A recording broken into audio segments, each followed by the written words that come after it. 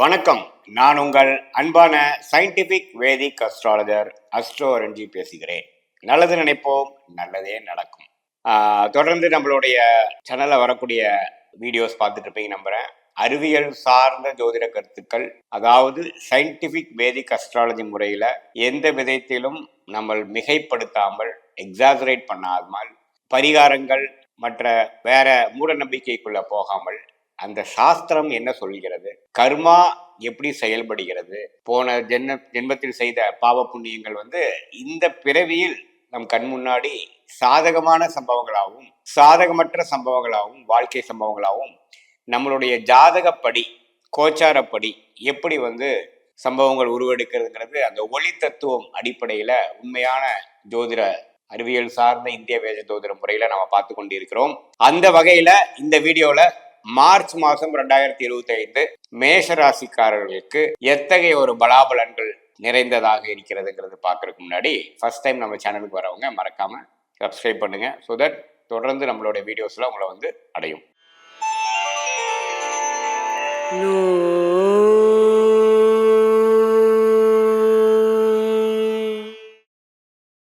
இந்த வீடியோவில் பார்த்தீங்கன்னா மார்ச் 2025 தனுசு ராசிக்காரர்களுக்கு எத்தகைய ஒரு பலாபலன்கள் கொடுக்கக்கூடிய ஒரு மாதமாக இருக்க போகிறது நம்ம பார்க்க போகிறோம். அதுக்கு முன்னாடி ஃபர்ஸ்ட் டைம் வரவங்க மறக்காமல் சப்ஸ்கிரைப் பண்ணுங்க, ஃப்ரெண்ட்ஸ் அண்ட் ரிலேட்டிவ்ஸ் ஷேர் பண்ணுங்க.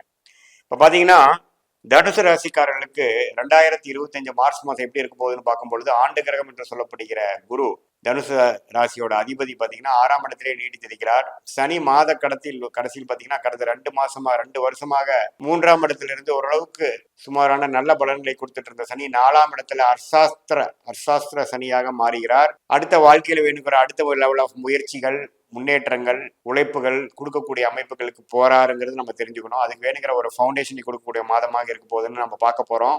ஸோ ராகு 7ஆம் இடத்திலும் நம்ம 4ஆம் இடத்திலும், கேது 10ஆம் இடத்திலும் நீடித்திருக்கிறார். குரு பார்வை குரு கேது பெறுகிறார். இது எந்த மாற்றம் இல்லை. ஏப்ரல் மேக்கு அப்புறம் தான் குரு சனி, குரு ராகு கேது பயிற்சிகள் வரை போகிறது. அது சில மாற்றங்களை கொடுக்க போகிறதுங்கிறது நம்ம பார்க்குறோம். இப்போ சுக்கிரன் பார்த்தீங்கன்னா சுக்கிரன் புதன்லாம் பார்த்தீங்கன்னா 4ஆம் இடத்திலே நீடித்திருக்கிறார்கள். 4ஆம் இடங்கிறது பார்த்தீங்கன்னா இந்த வீடு சார்ந்த விஷயங்கள், இடம் சார்ந்த விஷயத்துலாம் சில குடுக்கல் வாங்கல் விஷயங்கள்லாம் தனுசு ராசிக்காரர்களுக்கு ஜாதக அமைப்பு இருக்க போறவங்களுக்கு நடக்கக்கூடிய அமைப்பு கோச்சாரத்துல காட்டுது.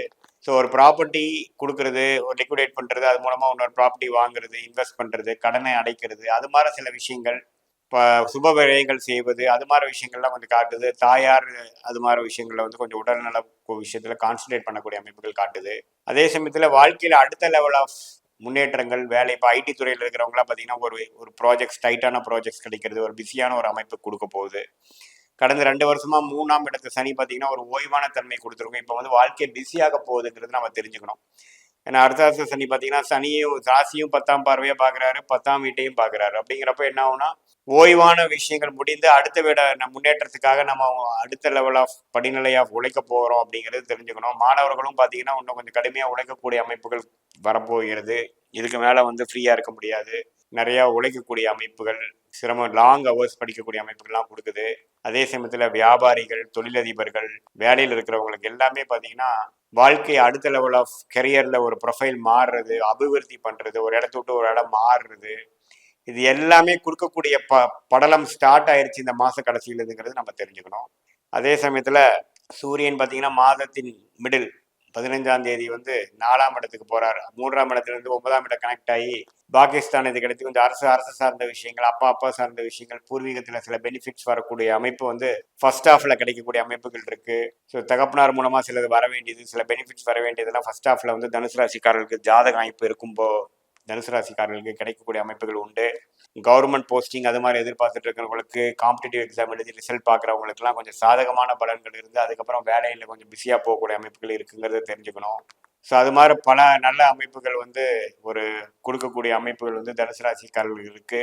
புதன் 10ஆம் வீட்டுக்கே கனெக்ட் ஆகி வேலை விஷயத்துல, தொழில் விஷயத்துல, படிப்பு விஷயத்துல, அவங்களுடைய என்ன உத்தியோகமோ, அவங்களுடைய என்ன விஷயம் செய்து கொண்டு இருக்கிறார்களோ, மாணவர்களாக இருந்தாலும் சரி, இல்லத்தரசிகளாக இருந்தாலும் சரி, வியாபாரிகளாக இருந்தாலும் சரி, உத்தியோகத்தில் இருக்கிறவங்களும் சரி, கொஞ்சம் அதில் கொஞ்சம் கான்சன்ட்ரேஷன் அதிகமாக செய்யும் வேலையில் கொஞ்சம் கான்சன்ட்ரேஷன் அதிகப்படுத்தக்கூடிய அமைப்புகளும் தேவைப்படக்கூடிய அமைப்புகளும் மார்ச் மாதத்துலேருந்து கொடுக்கக்கூடிய அமைப்புகள் வந்து தனுசு ராசிக்காரர்களுக்கு இருக்குதுங்கிறது தெரிஞ்சுக்கணும்.